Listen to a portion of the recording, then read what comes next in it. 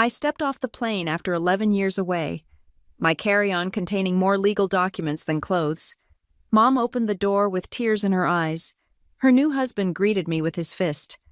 "Welcome home," he slurred, bourbon heavy on his breath. The sting across my face wasn't what hurt most, it was seeing Mom look away, pretending not to notice. They called me cold, calculating, ungrateful.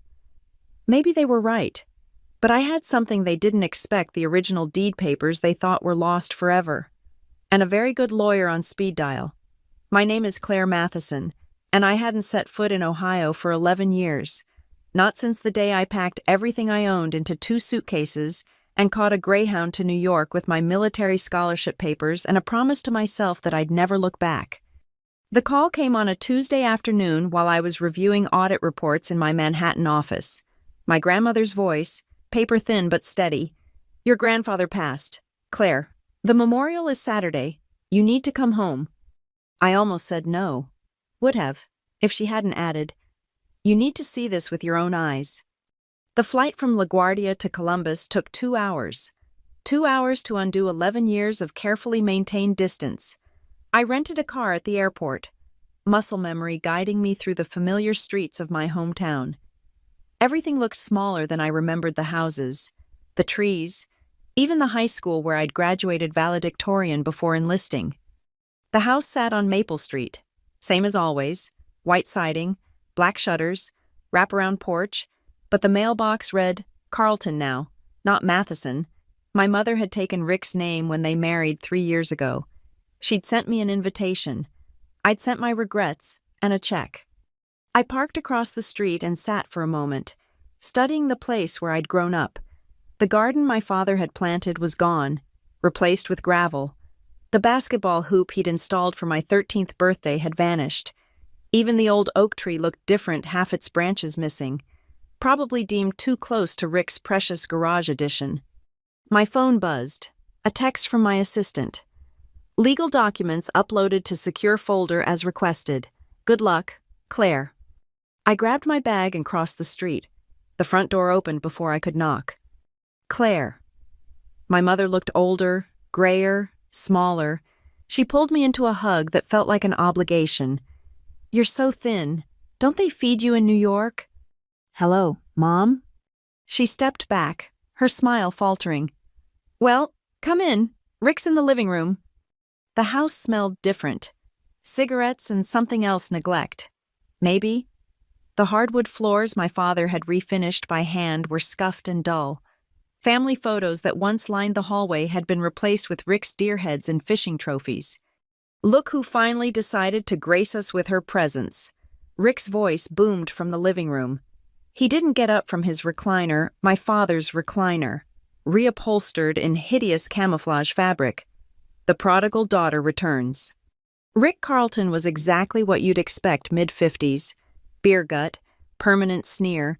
He wore a stained t-shirt that proclaimed him world's best grandpa, though he had no grandchildren. The irony wasn't lost on me. "Rick," I acknowledged him with a nod. "That's it, Rick. No good to see you. No thanks for taking care of my mother." He took a swig from his beer. "Typical." Mom fluttered between us like a nervous bird. "Claire's tired from her flight.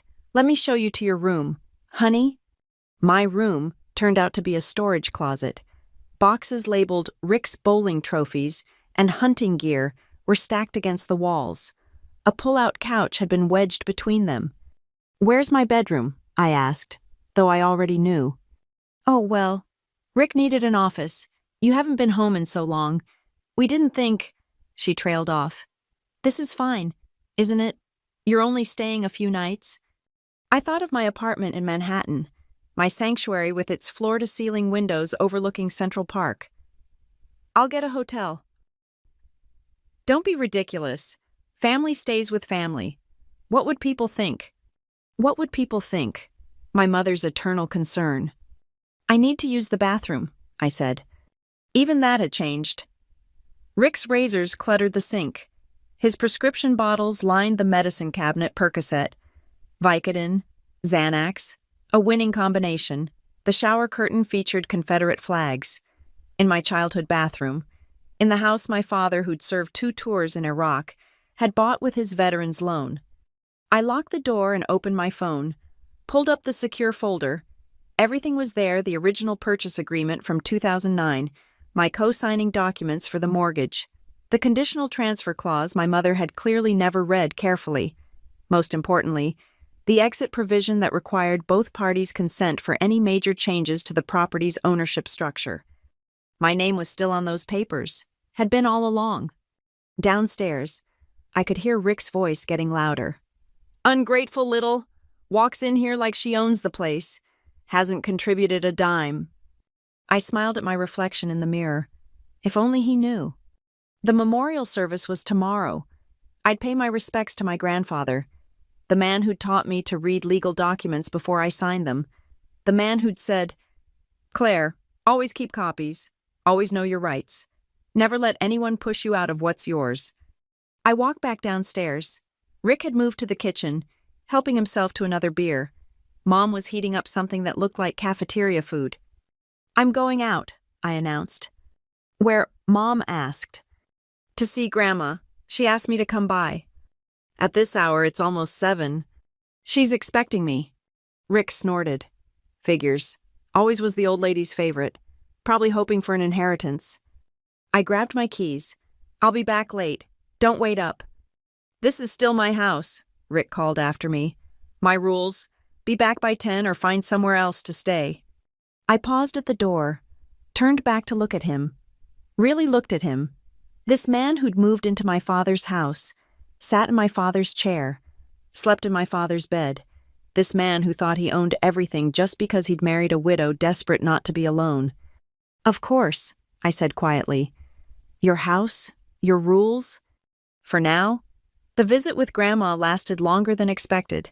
We sat in her kitchen, going through old photo albums and documents she'd kept just in case. By the time I returned to Maple Street, it was past 11. The house was dark except for the TV's blue glow from the living room.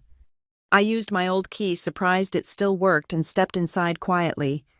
The smell hit me first: bourbon, stronger than before. Rick was passed out in the recliner, empty bottle on the side table. I moved toward the stairs, careful to avoid the creaky floorboard near the banister. Almost made it. "Where the hell have you been?" Rick wasn't asleep. He lurched from the chair, stumbling slightly. "I told you 10 o'clock. You trying to disrespect me in my own house?" I texted Mom. She knew I'd be late. "I don't give a damn what you told her. When I say 10, I mean 10. I kept my voice level. "I understand. It won't happen again." "Damn right it won't." He moved closer. Bourbon fumes overwhelming. "You think you're better than us, don't you? With your fancy job and your New York attitude." "I think I'm tired. The memorial is early tomorrow." "Don't you walk away from me!" His hand shot out, grabbing my wrist. "I'm talking to you." "Let go." "Or what?" "You'll run away again, leave your mother to wonder what she did wrong." His grip tightened. "She cried for months after you left. Months. And where were you?" "Building a career. Something you might not understand." The slap came fast, hard across my left cheek. Not a punch he was too drunk for accuracy, but enough to snap my head sideways. "Rick." My mother's voice from the top of the stairs. She'd been awake, listening, waiting. "Go back to bed, Lydia," he growled. She hesitated. Then I heard her bedroom door close. Of course. Rick released my wrist, satisfaction spreading across his flushed face. "You're nothing special, girl. Just another ungrateful brat who abandoned her family. This isn't your home anymore." I touched my cheek, already feeling it swell. "You're right. It's not." He blinked, surprised by my agreement. "I'll stay at a hotel tomorrow," I continued, "after the memorial." "Good. And don't come crawling back when you need something." I walked past him to the pull-out couch, pulled out my phone, and opened the camera. The lighting was perfect, his handprint still visible on my face. I took several photos, different angles. Then I opened my legal app and started a new incident report, time-stamped and detailed. Rick had shuffled back to his chair, already reaching for another beer from the mini-fridge he'd installed beside it. My father would have been appalled he'd built custom bookshelves in that exact spot. I texted my assistant, "Need you to contact Morrison and Associates first thing Monday. Initial consultation for property dispute with documentation of hostile environment." Then I texted my grandmother, "You were right. I did need to see it with my own eyes." Her response came immediately, despite the late hour. "Your grandfather's lawyer will be at the memorial. Jonathan Morrison. He's expecting you." I smiled in the dark. Of course she'd already arranged it. The morning came too soon. I dressed carefully, black suit, concealer for the bruise, my father's West Point pin on my lapel. Mom was in the kitchen, pretending everything was normal. "Coffee," she offered. "No, thank you." "Claire, about last night." "We should leave soon. Don't want to be late." Rick appeared in the doorway, looking worse for wear. "What's all the noise?" "Getting ready for Dad's memorial," Mom said softly. "Right. The old man's dead party." He grabbed orange juice from the fridge, added a generous splash of vodka. "Count me out. Football's on." Mom's face crumbled slightly. "But Rick, you said—" "I said I'd think about it. I thought about it. Not going." I watched my mother shrink into herself, becoming smaller with each word. This was her life now, her choice. "We should go, Mom." The drive to the funeral home was silent. I parked, but Mom didn't move. "He's not usually like that," she said finally. "How often does he hit you?" "He doesn't—" She stopped. "He's under a lot of stress. Work has been slow. And the bills? The bills for the house you own, the house Dad left to you." Her face went pale. "It's complicated." "Actually, it's not." I pulled up the property records on my phone. "Did you know the house was transferred to joint ownership with Rick last year?" We're married. It made sense." "Did you read what you signed?" "Rick handled all that." "Of course he did." "Did he also handle selling Dad's tools? His coin collection, my grandmother's jewelry that was supposed to come to me?" Tears slipped down her cheeks. "How did you—" "I pay attention, Mom, even from New York." "You don't understand. Being alone, it's—" "I understand perfectly. You traded everything Dad built for the promise of not eating dinner by yourself." I softened slightly. "But Mom, you're not alone. You never were. You have family, friends. You had choices." "Easy for you to say. You left." "I left because there was nothing here for me. Because you made it clear Rick's comfort mattered more than your daughter's presence." We sat in silence. Through the windshield, I watched other families arriving for the memorial. Normal families, functional families, families where fathers didn't hit daughters who came home. "I should tell you," I said finally. "I'm meeting with Grandpa's lawyer after the service." Her head snapped up. "Why?" "To discuss my options regarding Dad's estate, specifically the house." "Claire, no, please, it's all we have." "It's all Rick has. You had a daughter. You had a family home full of memories. You had Dad's legacy. You chose Rick instead. You can't—" "Actually, I can— My name is still on several documents. Documents that give me more rights than you think." I opened the car door. "I won't make a scene at Grandpa's memorial. But things are going to change. He'll never agree to—" "He doesn't have to agree. That's the beautiful thing about legal documentation." I stepped out, then leaned back in. "Coming, or should I tell everyone you're not feeling well?" She followed me into the funeral home. Silent and shaken. Good. It was time she understood how it felt to have your world shifted without your consent.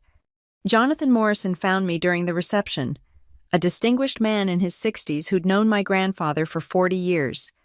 "Claire, your grandmother said you might need my services." I handed him my phone, showing him the photos from last night and the documents I'd collected. His expression darkened as he scrolled through. "How soon can you move on this?" I asked. "Monday morning, first thing. Though technically," he smiled slightly, "we could file an emergency protective order today, given the assault." "No, I want this done right. By the book. Irrefutable." "Understood. Your grandfather always said you were the smart one in the family." He handed back my phone. I'll have my assistant send you a secure link for the rest of the documents. As we talked, I caught sight of Mom across the room, clutching her purse like a life preserver. She knew, could see the wheels turning, the careful plans falling into place. Rick thought he'd won by driving me away. He was about to learn why that was his biggest mistake. After the memorial, I drove Mom home in silence. Rick's truck was gone off to his usual Saturday afternoon haunt, the VFW hall where he'd drink and complain about immigrants taking American jobs, despite having never served a day in his life. I followed Mom inside, heading straight for what used to be my room. Started pulling boxes away from the walls. "What are you doing?" Mom hovered in the doorway. "Looking for something." I found the box labeled Claire's Junk and opened it. Empty, of course. Where are my things? What things? My art portfolio, the camera Grandpa gave me, my high school yearbooks. Mom fidgeted with her wedding ring. Rick had a garage sale last spring. We needed the money for his truck repairs. I kept my voice steady. He sold my belongings. They were just sitting here collecting dust. They were mine. I stood, brushing dust from my pants. Did he sell Dad's medals too? Her silence was answer enough. I walked past her to my father's old study. Rick's office now. The built-in shelves Dad had crafted by hand were gone, replaced with cheap particle board units from Walmart. Rick's diplomas hung where Dad's service photos once were. Associate degree in business management from an online college. Forklift operator certification. Nothing wrong with honest work. But Rick wore these papers like combat ribbons he'd never earned. The desk, my grandfather's desk that Dad had restored, was scarred with drink rings and cigarette burns. "Don't touch anything," Mom warned. "He doesn't like people in his space." His space. I pulled out my phone, started photographing everything. The damage to the desk, the holes in the walls where Dad's shelves had been, the water stains on the ceiling from whatever hack job Rick had done to the upstairs plumbing. "Stop that. What are you doing?" "Documenting the deterioration of my father's property." "It's not your father's anymore. It's ours. Mine and Rick's." I opened the desk drawer. Financial papers, carelessly stuffed inside. Mortgage statements showing missed payments. Credit card bills and collections. A notice from the county about unpaid property taxes. "Mom, you're 3 months behind on the mortgage." She paled. "Rick said he was handling it. With what money is he even working?" "He's between jobs. The economy has been booming for skilled workers. What's his excuse?" I photographed every document. Then I found it the deed transfer from last year. Mom's signature was shaky, probably signed after a few glasses of wine. Rick's was bold, triumphant. But there, in the fine print, was what I'd been looking for. The section Rick clearly hadn't read. Subject to existing liens and claims as recorded in County Records Book 447, page 281. That was my co-signing agreement. Still valid, still binding. "Claire, please, whatever you're thinking." "I'm thinking Dad would be horrified to see what's become of his house. I'm thinking you let a parasite convince you that family history could be sold at garage sales and love could be bought with joint ownership." I closed the drawer. "I'm thinking it's time someone reminded Rick that this house has a history he can't just erase." A truck door slammed outside. Rick was home early. "Don't say anything," Mom begged. "Please, just get through dinner and leave tomorrow." "I'm not staying for dinner. I have a hotel reservation." Rick stumbled in, already 3 sheets to the wind. Well, still here. Thought you'd run back to New York already." "Just collecting some things." His bloodshot eyes narrowed. "From my office. Get the hell out of there." I stepped into the hallway. "Of course. Your office, your house, your rules." "Damn straight." He pushed past me, checking his desk. "You touch anything." "Just admiring the renovations. Interesting choice. Removing Dad's built-ins." "Those old things termites? Had to go," he smirked. "Like everything else in this house that's past its prime." I glanced at my mother. She looked away. "Speaking of past its prime," I said conversationally, "how's the job search going?" His face darkened. "None of your business." It is when you're living off my mother's social security and dad's pension. Our money, what's hers is mine. That's how marriage works. He stepped closer, breath reeking. Not that you'd know anything about that. What are you now? 35. No husband, no kids, just a lonely career woman who'll die alone with her money. 34, and I'd rather die alone than live with someone who sells my dead father's medals for beer money. The admission hung in the air. Mom gasped. Rick's face went from red to purple. Those were mine to sell. Everything in this house is mine. Really everything. I pulled out my phone. Interesting perspective for someone who's been unemployed for 18 months now. I work. When Ware show me a pay stub from the last year. He lunged forward. Mom stepped between us. Stop it, both of you. Get her out, Rick snarled. Get her out of my house before you what? Hit me again in front of a witness this time. Mom's head snapped toward me. Again. Ask your husband about last night. Ask him why I needed concealer for Grandpa's memorial. Rick's hands clenched into fists. You lying little... I have photos, time-stamped, and a formal complaint ready to file. I looked him dead in the eye. Touch me again. Please, make my lawyer's job easier.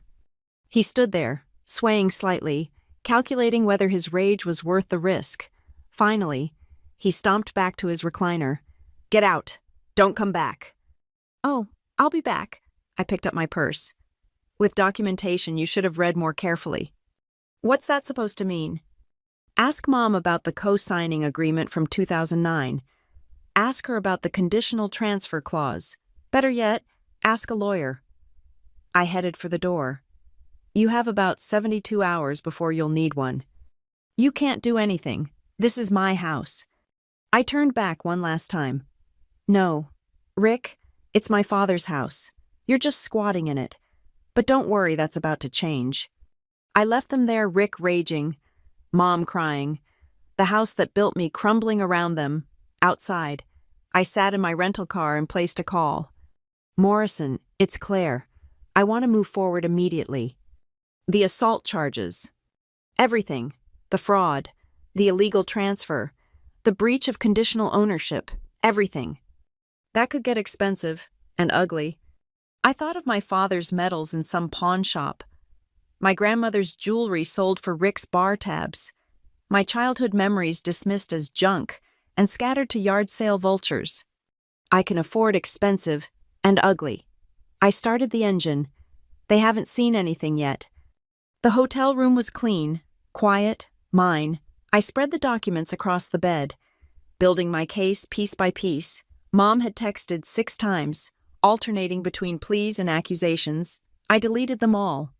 By midnight, I'd uploaded everything to Morrison's secure server.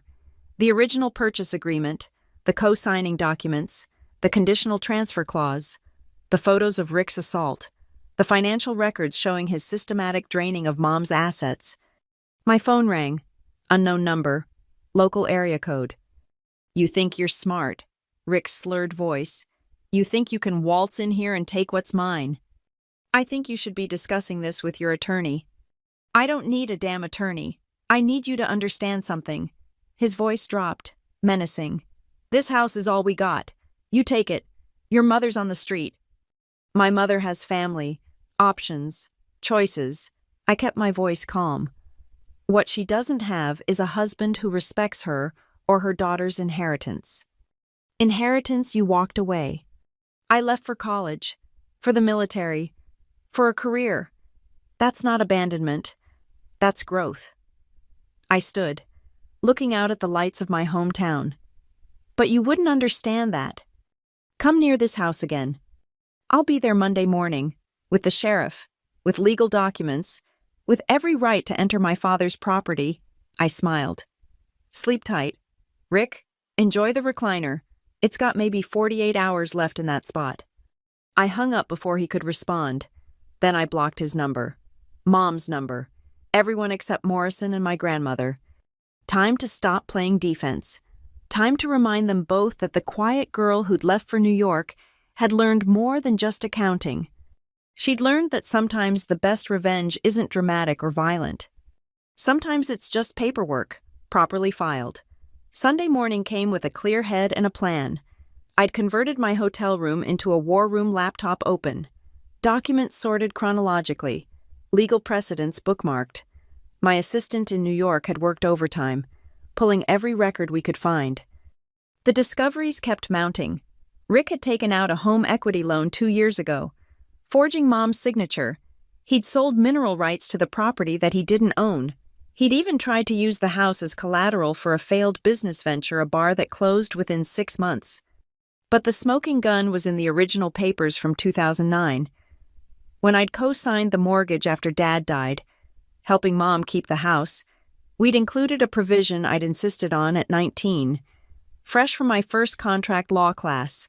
The military service clause, if I was deployed or serving active duty, my interest in the property couldn't be altered without written consent. I'd served 4 years, never gave consent, never even knew Mom had tried to transfer the deed until this weekend. My phone buzzed. Jonathan Morrison. Claire, I've reviewed everything. You have grounds for immediate injunction. The illegal transfer, the forged signatures, the financial exploitation of your mother Rick could face criminal charges. How soon can we move? I can file first thing tomorrow. But Claire, are you prepared for what this means? Your mother will be caught in the middle. I thought of her closing her bedroom door while Rick hit me. She chose her side. Fair enough. One more thing, I pulled Rick's financials. He owes over $40,000 in gambling debts. That home equity loan, most of it went to covering markers at the casino. Of course it did. All the more reason to act fast, before he drains anything else. After the call, I opened my laptop and began typing. Not legal documents, those were Morrison's domain. This was different. An email to specific family members, the ones who mattered, Grandma's siblings, Dad's army buddies, the neighbors who'd watched me grow up. Subject: the truth about Rick Carlton. I laid it out simply, factually. The assault, the theft of family heirlooms, the financial abuse, the degradation of my father's legacy. I attached photos, the bruise on my face, the destroyed built-ins, the garage sale listings for Dad's medals I'd found cached online. Send. Within an hour, my phone exploded. Dad's best friend, Tom, still lived 2 streets over. Claire, honey, why didn't you say something sooner? We had no idea. Mom was good at keeping secrets. Your dad would be rolling in his grave. You need backup when you go over there. I'll have the sheriff, but thank you. By afternoon, word had spread. Mom's sister called from Florida, horrified. Dad's old squad leader promised to make some calls, see if the medals could be traced. The network of people who'd loved my father, who'd been pushed away by Rick's territorial behavior, suddenly reactivated. That evening, I sat in my hotel room finalizing strategies with Morrison when a knock came at the door. I checked the peephole. Mrs. Patterson, our former next-door neighbor. Claire, dear. She held a plate of cookies, just like when I was young. I heard you were in town. I invited her in. She sat on the edge of the bed, looking at my document fortress. I should have said something, she began. When I saw Rick selling your father's tools, your grandmother's china, but your mother begged me not to interfere. It wasn't your responsibility. Perhaps not, but I have something that might help. She pulled an envelope from her purse. Photos, from the garage sales. I thought, someone should document what was being lost. I opened the envelope. There they were. Dad's purple heart on a folding table marked $50. His tool chest, handmade by my grandfather, sitting in the driveway, my childhood paintings stacked like garbage. He told buyers they were from storage unit auctions. Mrs. Patterson continued, said the original owners had abandoned everything. I knew better, but thank you for this. I carefully placed the photos with my evidence. This helps more than you know. She stood to leave, then paused. Your mother came by last night. After you left, she was upset. I imagine so. She asked if I thought she'd made a mistake. marrying Rick. What did you tell her? Mrs. Patterson's expression hardened. I told her the mistake was letting him erase her first family for the comfort of not being alone. I told her Claire Matheson didn't raise a daughter who'd let someone steal her legacy without a fight. After she left, I sat in the gathering dusk, surrounded by evidence of Rick's systematic destruction. Tomorrow would begin the legal dismantling of his paper kingdom, but tonight I had one more task. I opened a new document and began typing. Property Recovery and Restoration Plan, 1247 Maple Street. Phase 1. Legal injunction to freeze all property transfers. Phase 2. Criminal complaint for fraud and forgery. Phase 3. Restoration of original ownership with protective provisions. Phase 4. Complete property restoration to David Matheson's specifications. At the bottom, I added a note, budget whatever it takes, time frame immediate. My phone rang, unknown number again. This time, I answered. You've turned the whole town against us. Mom's voice, shrill with panic. People are calling, texting. How could you? I told the truth. If that turned people against you, what does that say? Rick is furious. He's talking about suing you for defamation. Tell him to get in line. I'll be suing him for fraud first. Claire, please, we can work this out. Come to dinner. We'll talk like adults. Like we talked Friday night, when he hit me and you pretended not to see. Silence. Then, he was drunk. He didn't mean. He meant it. Just like he meant to sell Dad's medals. Just like he meant to forge your signature on loan documents. I let that sink in. Oh, you didn't know about the forgery. Check the home equity loan from 2022. Your signature looks nothing like your actual handwriting. That's impossible. Check for yourself, or don't. Morrison will subpoena the documents anyway. Why are you doing this? Because someone has to. Because Dad's memory deserves better. Because you deserve better, even if you can't see it. Rick is my husband. Rick is a parasite who saw a lonely widow with a paid-off house and a pension. He's not a husband. He's an opportunist who got lucky. She hung up on me. Progress, in a way. At least she was angry instead of making excuses. I spent the rest of the evening on the phone with contractors, getting estimates for restoration work. The built-ins could be recreated from photos. The hardwood floors could be refinished. The house could be saved. The family that had lived in it was another matter. But that wasn't my problem to solve. My job was simple: reclaim what was mine, restore what was destroyed, and ensure Rick Carlton learned exactly what happened when you tried to erase a military family's legacy. He thought he'd won by driving me away. Tomorrow, he'd learn he'd simply given me room to build up speed.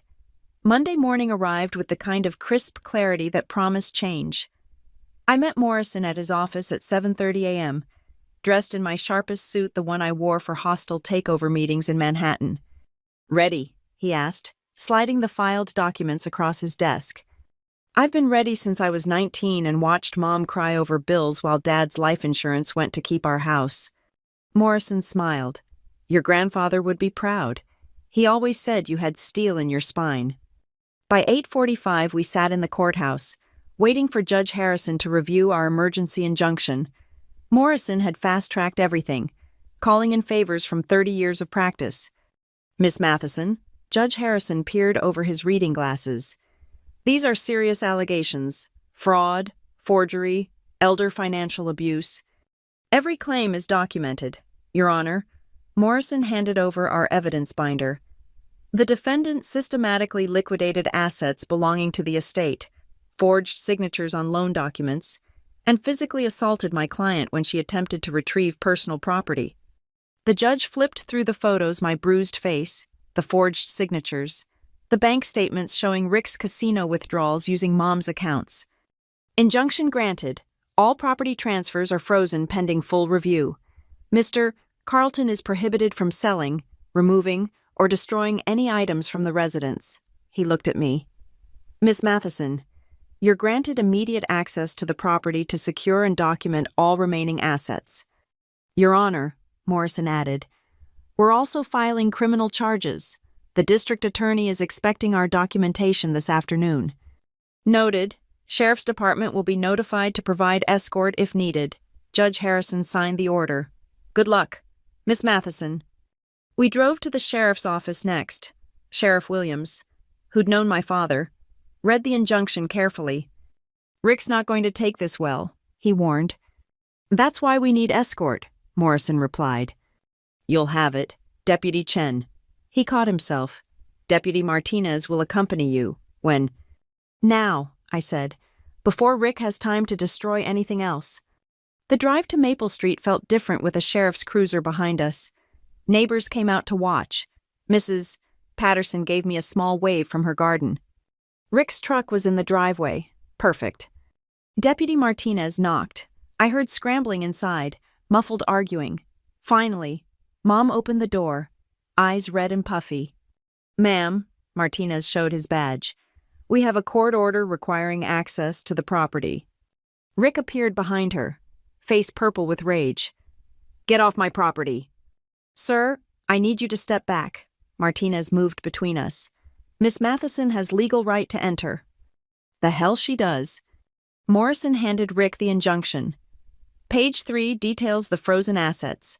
Page 5 lists the criminal charges being filed. You'll want to contact an attorney. I walked past them into the house, Martinez following, started in the living room, photographing everything. Rick shadowed us, spitting venom. You think you're smart. You think you can just take everything. I'm not taking anything, I replied, opening the closet where Dad's military footlocker used to sit. Empty. I'm documenting what you already took. That junk sold it years ago. Got good money, too. Martinez stepped forward. Sir, you might want to stop talking. Anything you say. I know my rights, Rick snarled. This is my house, my property. That footlocker was mine to sell. Actually, I pulled out my phone, showing a photo. That footlocker belonged to Sergeant First Class David Matheson. His will specifically left it to me. You just confessed to stealing and selling stolen property. Rick's face cycled through several shades of red. Your mother agreed. My mother didn't own it to agree. I moved systematically through the house, Martinez keeping Rick at bay. In the basement, I found boxes labeled Claire's room empty. In the garage, the pegboard where Dad had organized his tools bare. But in Rick's office, locked in a filing cabinet he'd thought was secure, I found receipts, pawn shop slips, consignment records, a paper trail of every family heirloom he'd sold. He'd kept records for tax purposes, never imagining they'd become evidence against him. Jackpot, Morrison murmured, photographing each receipt. Those are private, Rick lunged forward. Martinez caught him. Sir, I need you to calm down or I'll have to restrain you. In my own house. This house, I said quietly, is subject to legal review. Your ownership is now in question. That's when Rick snapped. You little bitch. You abandoned this family. You left your mother alone. I stepped up. I took care of her. You drained her accounts. You sold her memories. You isolated her from family. I stayed calm, knowing Martinez's body cam was recording. You're not a caretaker.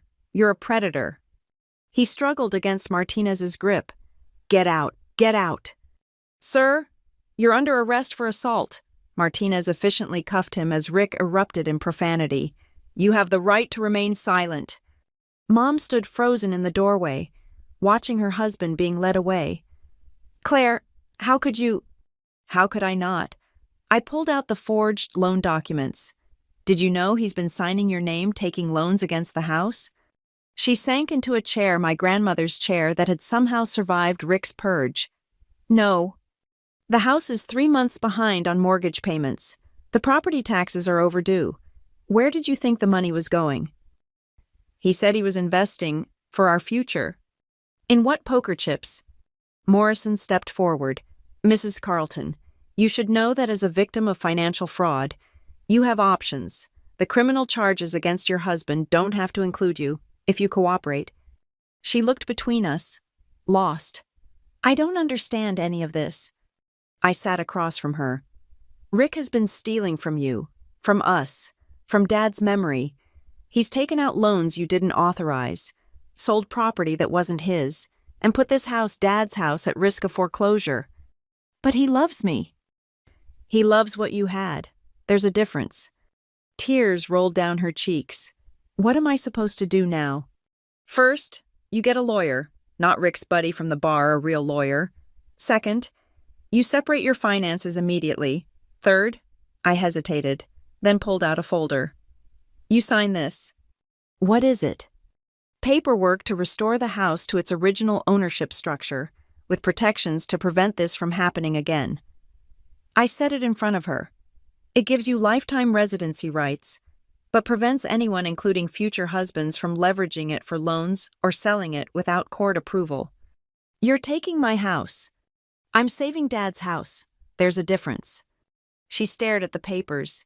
And if I don't sign, then Morrison files the full lawsuit, criminal and civil charges.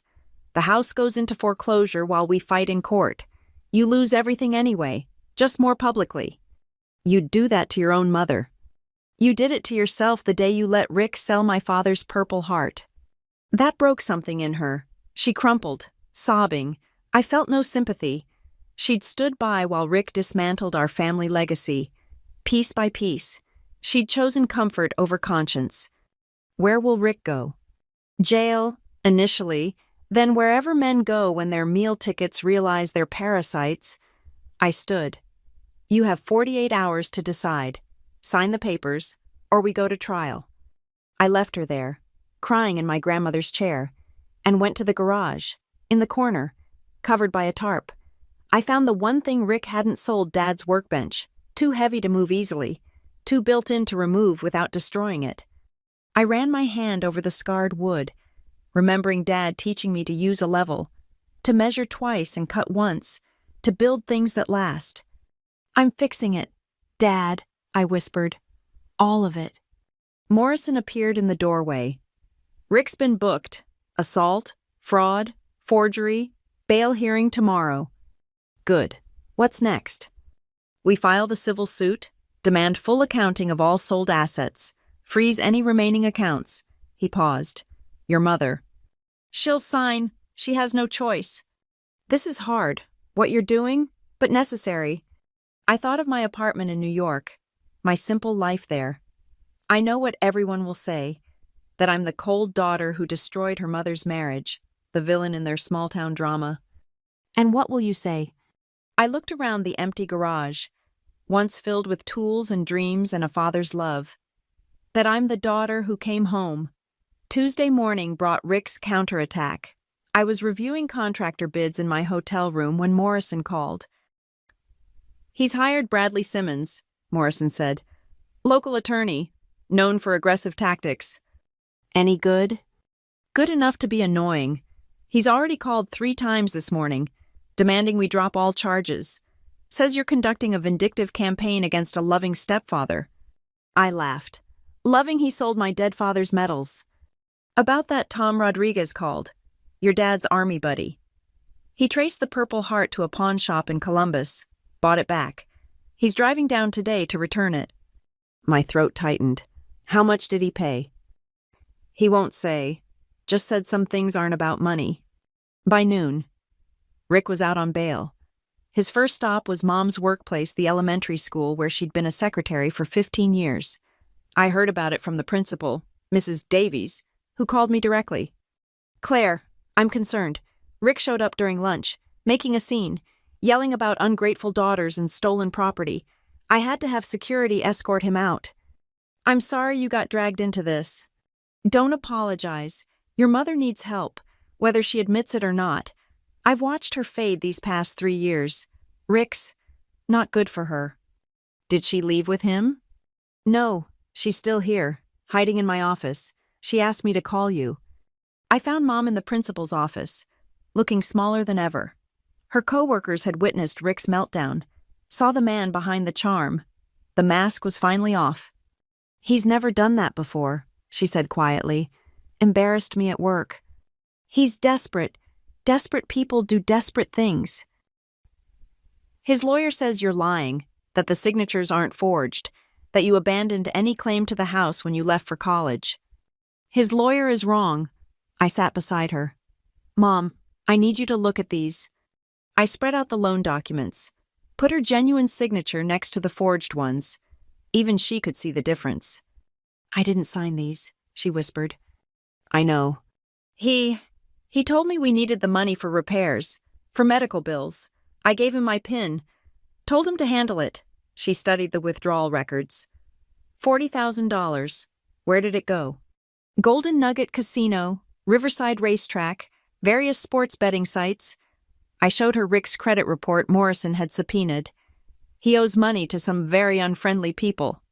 Oh, God, she covered her mouth. He said he'd stopped gambling. When did he ever start? Before we met, his first wife left him over it, but he swore he was done, that I'd saved him. She laughed bitterly. I guess I was just a new line of credit. Sign the papers, Mom. Protect what's left. She was reaching for the pen when the door burst open. Rick stood there, wild-eyed, reeking of bourbon at 2 p.m. Don't you sign anything. He pointed at me. She's trying to steal everything we built. You built nothing. I stood, putting myself between them. You demolished. You sold. You stole. I maintained that house, I improved it. You destroyed Dad's handiwork and replaced it with particle board. You turned a family home into a flophouse. Mrs. Davies appeared with security. Mr. Carlton, you need to leave. Now. I'm talking to my wife. Your wife is my employee, and this is my school. Leave, or I call the police.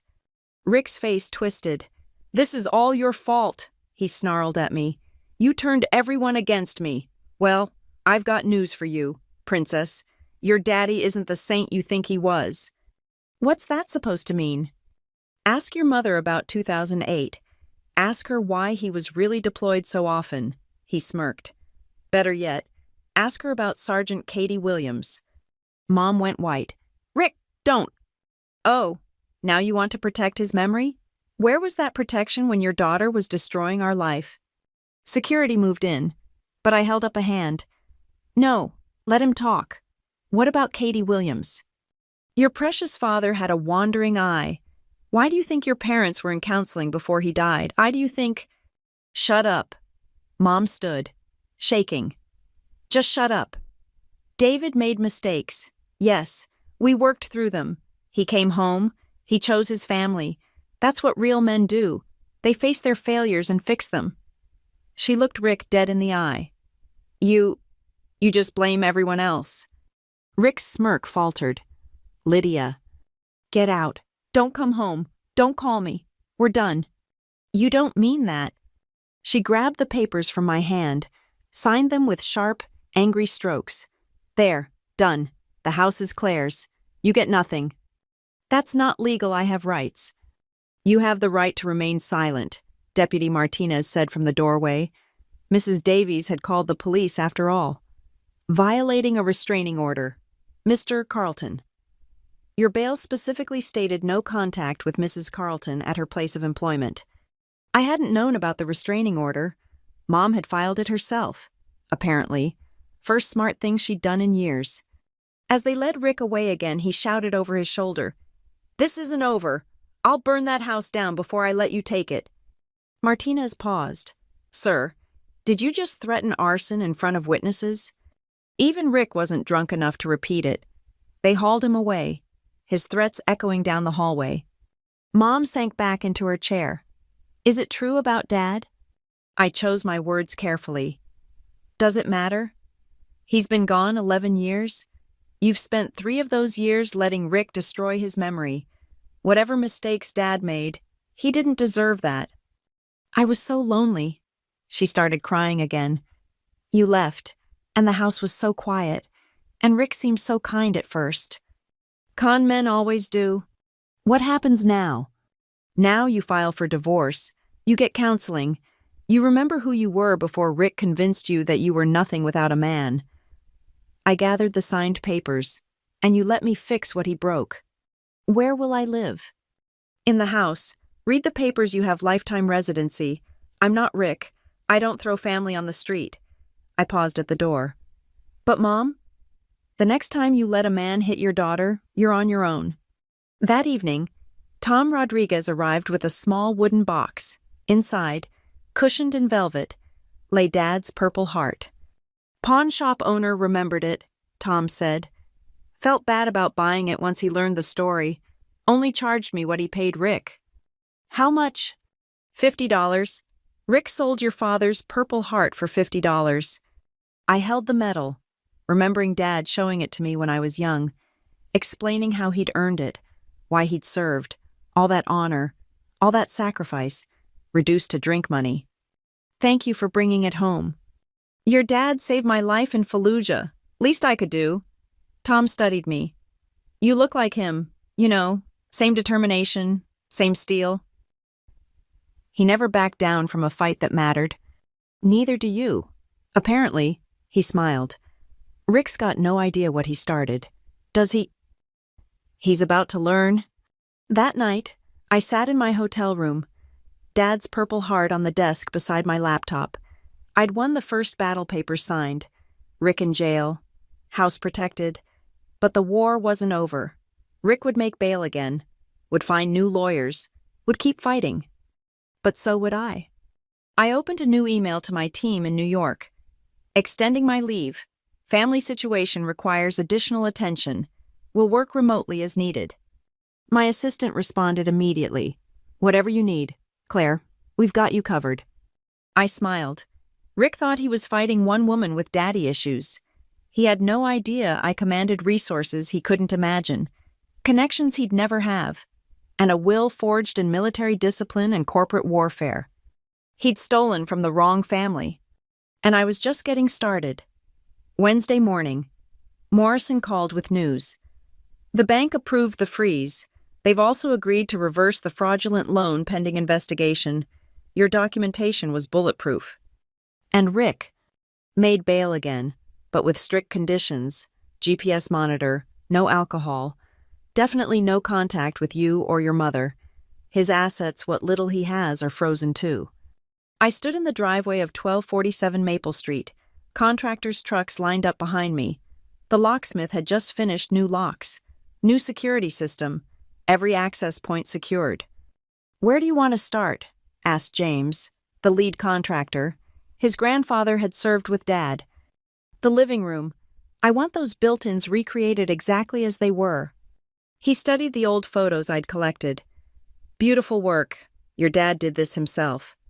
Every cut, every joint, Rick tore them out claiming termites.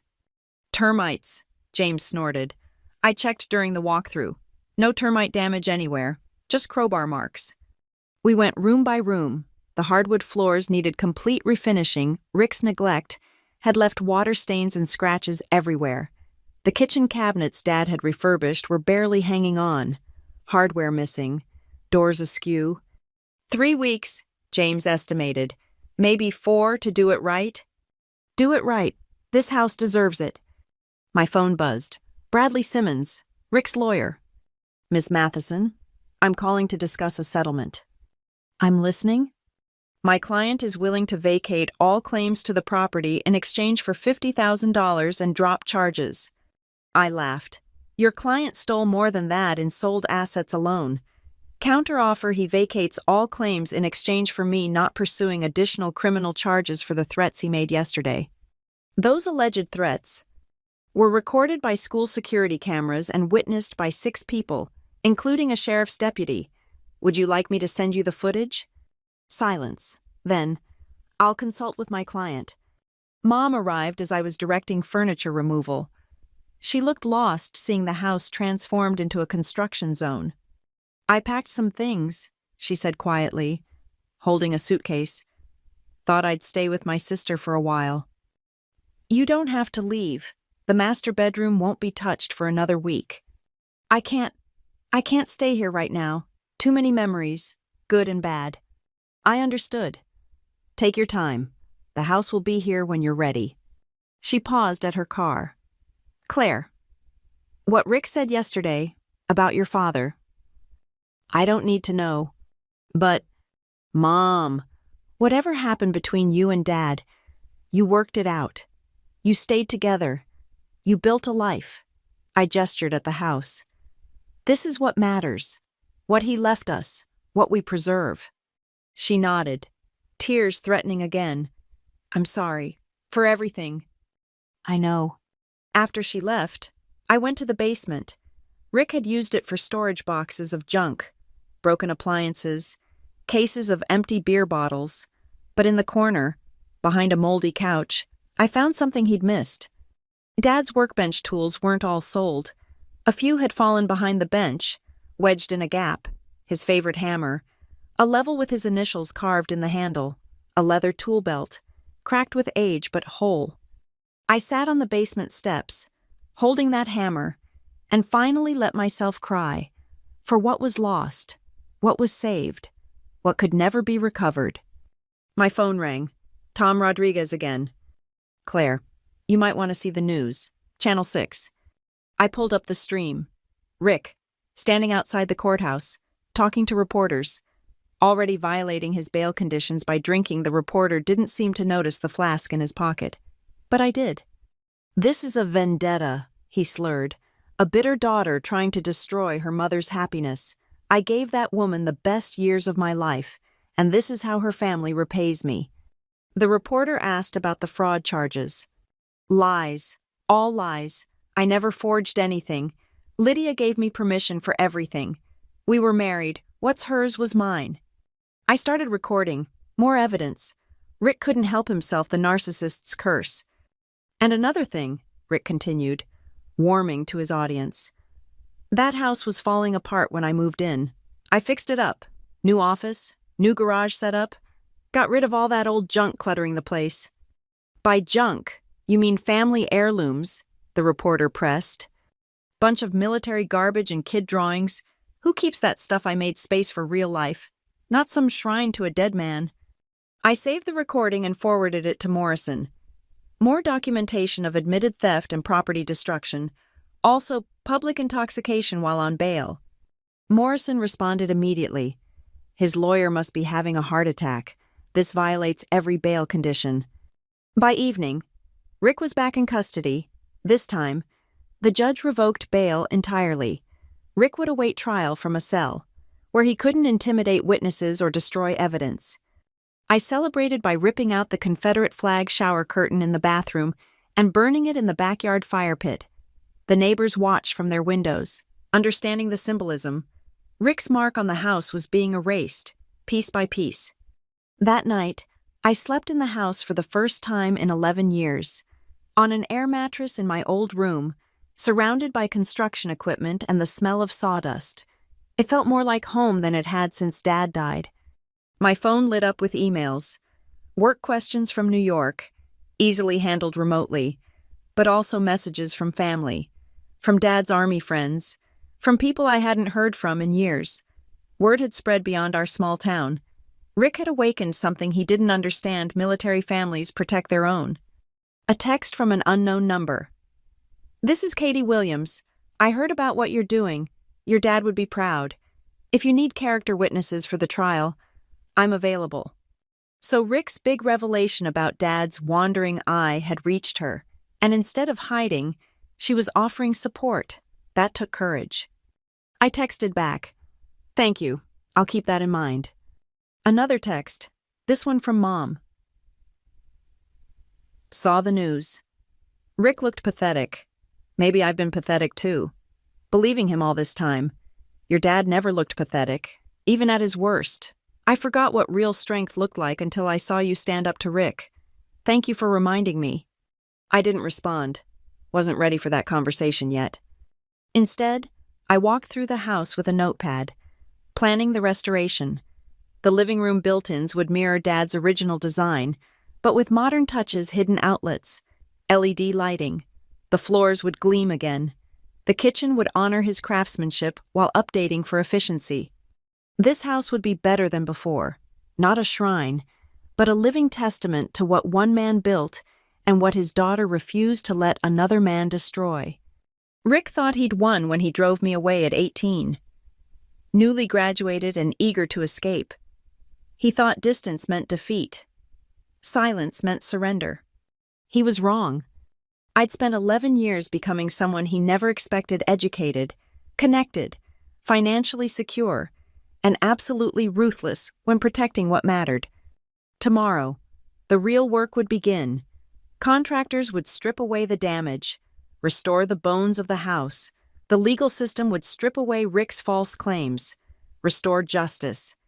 And I would watch it all happen from Dad's workshop, using his recovered tools to help rebuild what Rick had torn down. Piece by piece, board by board, until every trace of Rick Carlton was gone and the house stood proud again. Just like its owner. Thursday morning brought chaos. I woke to pounding on the door at 6 a.m. Through the new security system monitor, I saw Rick's brother Dale and two other men I didn't recognize. "Open up," Dale shouted. "We're getting Rick's stuff." I called 911, then Morrison. Stayed inside, recording everything through the window. "This is breaking and entering," I called through the door. "Rick has no legal claim to this property. His tools are in that garage. His clothes are in that house." Dale kicked the door. "You can't steal a man's belongings. Check the court documents. Any personal items will be returned through legal channels." The two men with Dale started circling the house, testing windows. I tracked them on the security monitors, narrating for the recording. Two unidentified males attempting unauthorized entry, east side window, now moving to back door. Police arrived within minutes. Dale tried to explain they were just collecting Rick's things. The officers weren't buying it. "Ma'am," Officer Reynolds addressed me, "do these men have permission to be on your property?" "Absolutely not. There's a court order freezing all assets inside this house pending legal review." Dale exploded. "That's my brother's home. He built that garage. Sir, step back." Reynolds' hand moved to his taser. "Do you have any proof of ownership? Ask her for proof she abandoned this place." I held up the deed. "Property transferred back to my name 3 days ago. Signed, notarized, filed with the county." They arrested Dale for trespassing and attempted breaking and entering. The other two men scattered before they could be identified. I added more cameras to my security upgrade list. Morrison called an hour later. "Rick's really desperate now. His brother's arrest just made the local news." "Good. Let everyone see what happens when you try to intimidate me." "Bradley Simmons wants another meeting. Says Rick's ready to negotiate." From jail. Apparently, reality is setting in. He's looking at serious time fraud, forgery, assault, violating bail. Simmons is pushing for a deal. "Set the meeting, but I'm not backing down." The contractors arrived at 8 and work resumed. James pulled me aside around noon. "Found something interesting." He led me to the basement wall they'd opened up. "Your dad built a hidden compartment here. Look."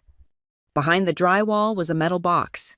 Inside, wrapped in plastic, his service records, commendations, photos from deployment, and a letter addressed to me. My hands shook as I opened it. "Claire Bear, if you're reading this, something's happened to me. I'm writing this before my last deployment. There are things I need you to know. First, I'm proud of you. Always have been. You're stronger than you know, smarter than you believe. Second, the house. I've set up protections. Your name is on documents your mother doesn't know about. If anything happens to me, don't let anyone take this house from her, or from you. It's more than wood and nails. It's our history. Third, people will tell you I wasn't perfect. They're right. I made mistakes, hurt people I loved, but I never stopped loving this family, never stopped fighting to make things right. Take care of your mother. She's stronger than she seems, but she needs reminding sometimes. Stay tough, soldier, love, Dad." I sat on the basement steps, reading it 3 times. He'd known. Somehow, he'd known to protect the house, protect us, even from beyond the grave. He was still fighting our battles. "You okay?" James asked gently. Yeah. I folded the letter carefully. My dad really thought of everything. Good man. Shame what happened to this place after. He gestured at the compartment. Want me to seal it back up? No. Frame it out. Put in a door. Make it a proper storage space. But mark it somehow this was his. The The meeting with Simmons happened that afternoon at Morrison's office. The man looked exhausted. "My client is prepared to sign away all claims to the property," he began.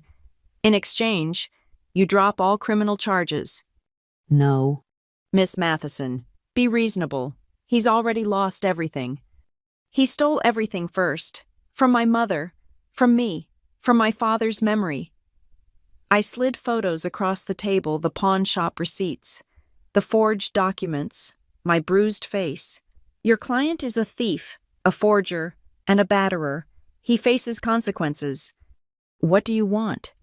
"Full confession, detailed accounting of every item sold, every penny stolen, restitution to my mother for the fraudulent loans, and he serves whatever time the court deems fit."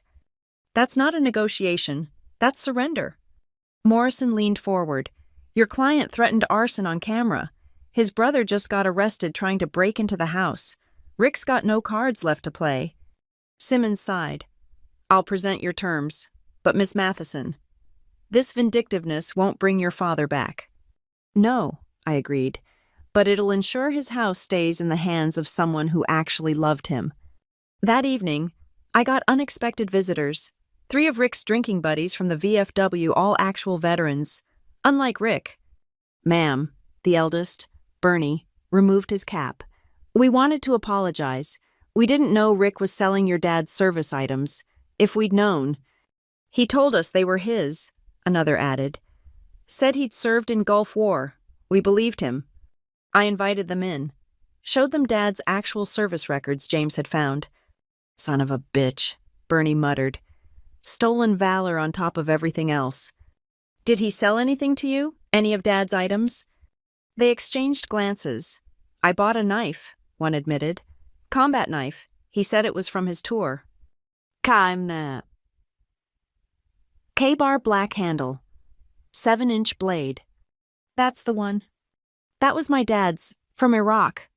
Without hesitation, he pulled it from his belt. "It's yours. Should never have left your family." One by one, they returned items: a compass, a field jacket, a canteen. Each had a story Rick had fabricated. Each was actually Dad's. "We'll testify," Bernie offered. "Whatever you need. Your dad was a real soldier. What Rick did, it's disgraceful." After they left, I sat in the gutted living room, surrounded by recovered pieces of my father's life. The house echoed with construction sounds: hammering, sawing, rebuilding. Each nail driven was a small victory. Each board placed a step toward restoration. My phone buzzed, a text from Mom. "Saw Dale on the news. I'm so sorry. I brought these people into our lives." I typed back, "You were lonely. Rick was a predator. Predators target the vulnerable. It's not your fault you were human." "Your dad would have seen through him immediately." "Dad's not here. You did the best you could." "Did I let him sell your father's medals? I let him hit you." "You signed the papers. You filed for divorce. You're doing the right thing now. That matters." A long pause. Then, "Can I come by tomorrow? I want to help. Even if it's just cleaning or painting. I need to do something." "Okay." It was a start. Not forgiveness that would take time, but a beginning.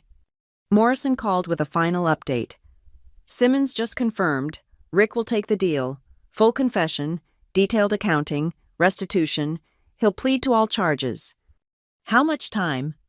"With the assault, fraud, and stolen valor, 5 to 7 years, minimum." I thought of Rick in a cell for the next several years. No beer, no gambling, no women to con. "Good. The house is officially yours, free and clear, no liens, no claims, no challenges." "Thank you, Jonathan, for everything." "Your grandfather would be dancing. He always said you'd come back someday. Set things right." That night, I walked through the house one more time. Tomorrow. Mom would come help. The contractors would continue their work. Rick would face a judge. But tonight, it was just me and the bones of the house Dad built. Our house, our history, our future. Rick had thought he could erase us, replace us, claim what was never his. He'd learned the hard way that Mathesons don't go down without a fight. And we always come home. Friday morning arrived with Mom at the door, holding cleaning supplies and wearing old jeans I remembered from high school. "Where do I start?" she asked simply. I handed her safety glasses. Kitchen cabinets. We're stripping the old paint, going back to the original wood. We worked in companionable silence for the first hour. The contractors gave us space. Understanding this was more than renovation, it was reclamation. "I found your baby pictures," Mom said suddenly, scrubbing at decades of grime. "Rick had boxed them up for the garbage. They're in my car." Why would he throw away baby pictures? He said I was living in the past, that I needed to move forward. She attacked a stubborn stain. Moving forward apparently meant erasing everything from before him. Classic abuser tactic: isolate the victim from their history. Mom flinched. "I wasn't abused. He only hit you, not me." Physical violence is just one type of abuse. He isolated you from family, controlled the finances, sold your belongings, destroyed your memories. I moved to the cabinet beside her. "When did you last see Aunt Jennifer?" 2 years ago, Rick said she was toxic, always criticizing him. "When did you last have lunch with your book club?" Rick thought they were gossips. "When did you last make a decision without checking with Rick first?" She stopped scrubbing. Point made. We worked through lunch, the pile of restored wood growing. Around 2 p.m., Morrison called. Rick took the deal, just finished in court. He gave us everything, every sale, every forged document, every stolen penny. The casino debts were worse than we thought. He owes almost $60,000 to various creditors. Let me guess, he expected the house sale to cover it. Exactly. He was days away from trying to force a sale when you arrived. Your timing was perfect. What's the restitution? $48,000 to your mother for the fraudulent loans, $12,000 to you for documented stolen property. He'll be on a payment plan for the next 20 years. From prison. And after, the judge was unsympathetic. 7 years, no parole for the first 3, plus Dale got 6 months for the attempted break-in. I relayed the news to Mom. She sank onto a paint bucket, processing. 7 years, he'll be almost 60 when he gets out. With a felony record and massive debt, his con artist days are over. I'll be retired by then. She looked around the half-demolished kitchen, living in a house that doesn't even remember him. That's the plan. James appeared in the doorway. Claire found something else you should see. He led us to the master bedroom where they'd pulled up the carpet. Underneath, carved into the original hardwood, were initials and a date, DM plus LH 1995. Mom gasped. Our wedding year. David carved this right after we moved in. She traced the letters. Rick insisted on carpet, said hardwood was too cold. I never argued. Now you know why he really wanted it covered, I said quietly. That afternoon, more people stopped by. Teachers from Mom's school with casseroles. Dad's veteran friends offering labor. Mrs. Patterson with a photo album she'd been keeping safe pictures of the house through the years, documenting what Rick had destroyed. Evidence, she said with satisfaction, in case you need it for insurance claims. By evening, the kitchen was stripped to its bones, ready for restoration. Mom and I sat on the porch, exhausted but oddly peaceful. Your father built these steps, she said, running her hand over the wood. I was pregnant with you, worried about everything. He said a strong foundation was the most important thing for houses and families. He was right. I forgot that. Let Rick tear up the foundation because I was scared of being alone. She looked at me. How did you get so strong? Living alone in New York, building your career, standing up to Rick. I learned from Dad, but also from you. Me, she laughed bitterly. I'm the weakness in this story. You survived 3 years with Rick. You worked every day despite living with an emotional terrorist. You finally stood up to him, filed for divorce, signed those papers. I met her eyes. You're stronger than you think. You just forgot for a while. A car pulled up. Katie Williams stepped out, holding a box. Mom stiffened. What is she doing here? I asked her to come. I stood. We're restoring everything Rick tried to bury. That includes the truth. Katie approached carefully. Lydia, it's been a long time. 12 years, Mom said coolly. I have some things that belong to your family. Katie set the box on the porch. David gave these to me for safekeeping during his last deployment. He was worried about what eventually happened. Inside were Dad's personal effects from deployment journals, photos, a watch I remembered him wearing. Why did he give them to you? Mom's voice was strained. Katie met her eyes steadily. Because I was his communications sergeant. Because he trusted me. And yes, because we were friends, close friends, but nothing more, despite what rumors said. Rick lied, I interrupted, just like he lied about everything else. Katie pulled out a sealed envelope. David wrote this for you, Lydia. Asked me to deliver it if anything happened. I couldn't, after he died. You were so angry. I thought it would hurt more than help. But now... Mom took the letter with shaking hands. Read it silently, tears streaming. Without warning, she stood and hugged Katie. Thank you, she whispered, for being his friend, for keeping these safe, for bringing them home. Katie hugged her back, both women crying now. He loved you so much, talked about you and Claire constantly. Whatever rough patches you went through, he never wavered. You were his world. After Katie left, Mom showed me the letter, Dad's handwriting, his voice echoing through the years. Lie, if you're reading this, I'm gone. I need you to know you were the best thing that ever happened to me. Yes, we had problems. Yes, I was difficult. But every morning in this desert, I wake up grateful for you, for Claire, for the life we built. Take care of our girl. Take care of yourself. Don't let anyone diminish what we had. And please, forgive Katie. She's a good soldier and a better friend. She helped me become the man you deserved. All my love, always, David. Rick saw the pictures of Dad with his unit, saw Katie, and created a whole narrative. Mom said, I let him poison my memories. That's over now. She folded the letter carefully. Can I help again tomorrow? Every day until it's done, if you want. That night, I made a list of what we'd recovered. Dad's Purple Heart, combat knife, compass, canteen, field jacket, service records and photos, personal journals, the letter for Mom, the truth about Dad and Katie, Mom's dignity, our family home. Not everything could be recovered. The sold medals, the destroyed furniture, the 3 years of Mom's life wasted on Rick, but what we'd saved was enough to rebuild on. Tomorrow, the contractors would start on the built-ins, recreating Dad's handiwork. Mom would help strip wallpaper in the dining room. Morrison would file the insurance claims for the destroyed property.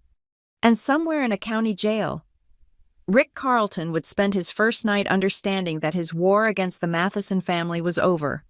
He'd lost. We'd won. Not because we were vindictive or cruel, but because we were something Rick never understood: a real family. Broken, maybe scarred, definitely, but ultimately unbreakable. The house stood quiet in the darkness, waiting for tomorrow's hammers and saws, waiting to be whole again, just like us. 2 weeks later, the transformation was nearly complete. The built-ins stood proud again, crafted by James with the same care Dad had used decades ago. The hardwood floors gleamed, revealing grain patterns hidden for years under Rick's neglect. The kitchen cabinets, stripped and restained, looked better than when Dad first installed them. I stood in the living room with my laptop, finishing a work presentation. My New York life hadn't stopped, I just relocated it temporarily. My team understood. Family comes first. Claire, Mom called from upstairs. Come see this. She stood in my old room, pointing at the freshly painted wall. Remember when you drew that mural age 7? Purple dragons everywhere. You let me paint on the walls. Dad said it showed creative spirit. Rick painted over it the first month he moved in. She smiled. Want to do another one? I'm 34, Mom. So the room's yours. Make it yours again? That evening, we had dinner in the restored dining room, actual dinner, at the table Dad built. Not takeout on the couch like Rick preferred. Mom had really cooked for the first time in years.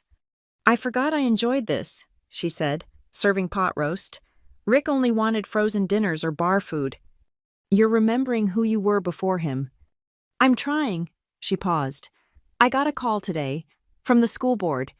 They want me to apply for the head secretary position. More money, better hours. That's wonderful. You'll be great at it.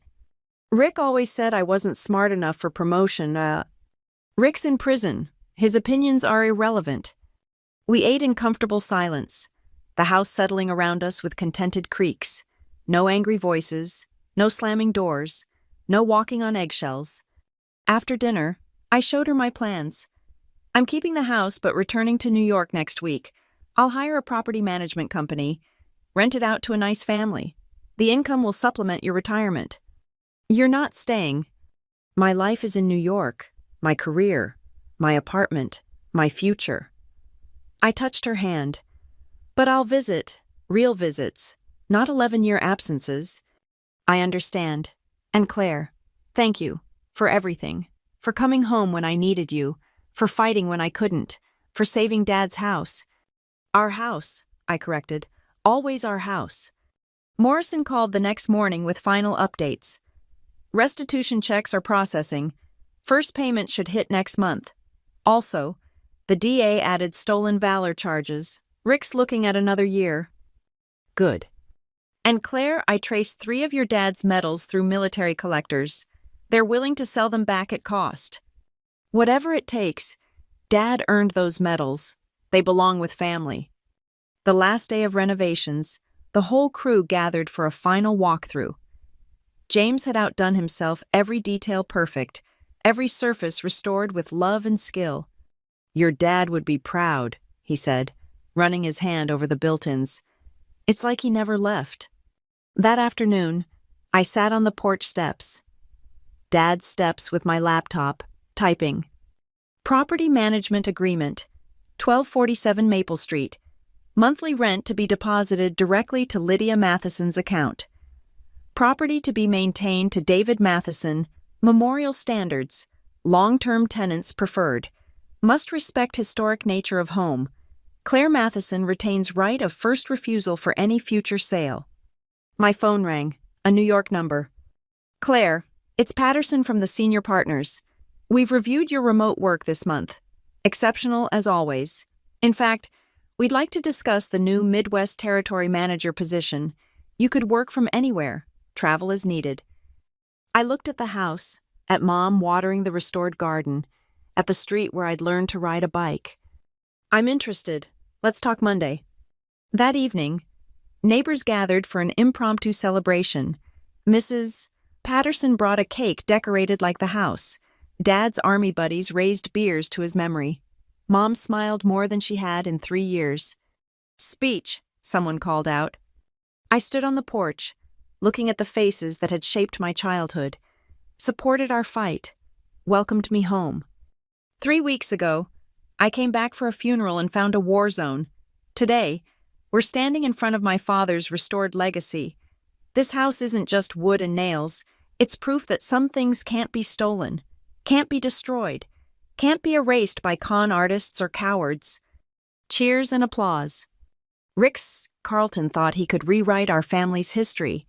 He thought distance meant defeat. Silence meant surrender. He was wrong. This house stands because David Matheson built it right the first time. It survives because Lydia Matheson found her strength when it mattered. And it thrives because family isn't about who lives under your roof, it's about who stands with you when you fight for what's right. More applause. Mom wiped tears. To Dad, I raised my glass. Who built more than a house? He built a foundation strong enough to weather any storm. To David, the crowd echoed. Later, after everyone left, Mom and I sat on the porch swing Dad had hung 20 years ago. The house feels alive again, she said softly. It was always alive. Rick just tried to smother it. Like he tried to smother us. But we're still here, still breathing, still fighting. A car drove slowly past. Through the window, I caught a glimpse of Dale Carlton, Rick's brother. He didn't stop, just stared at the restored house with something like shock. Good. Let him report back to Rick in prison. Let them both see what happens when you attack a military family. We don't retreat, we reload. Monday morning came too soon. My bags packed, rental car loaded. Mom stood in the driveway, trying not to cry. It's not goodbye, I reminded her. I'll be back next month to check on things. Thanksgiving for sure, Christmas definitely. I know, it's just these 3 weeks, having you here, fighting together. I remembered what it felt like to have a daughter. You always had a daughter. You just had Rick's voice in your ear drowning me out. She hugged me tight. Travel safe. Build your empire. But remember, this house is always here. Your room is always yours. I drove away, watching in the mirror as the house got smaller but never disappeared. It would be there. Solid, restored, protected, a testament to what one family could survive. Rick Carlton had tried to steal our legacy, erase our history, break our bonds. Instead, he'd reminded us how strong we really were. I merged onto the highway, New York bound but Ohio rooted. My phone rang, another army buddy of Dad's, calling about a medal he'd found in an estate sale. I gave him Morrison's number, smiling. Piece by piece, we were bringing Dad home. And Rick. Rick was exactly where he belonged, in a cage, watching the years crawl by, understanding finally that some houses are built on foundations too strong for parasites to destroy. Some families, too. The Matheson house stood proud on Maple Street, waiting for its next chapter. No longer a battlefield, no longer a prison. Just a home. My father's home. Our home. And nobody would ever take it from us again. Thank you so much for listening to this story. I'd love to know where you're listening from. Please share in the comments below so we can connect and discuss what you thought about Claire's journey to reclaim her family's legacy. If this story resonated with you, please subscribe to the channel, like this video, and hit that hype button to help more people discover these powerful stories of justice and family. Your support means everything.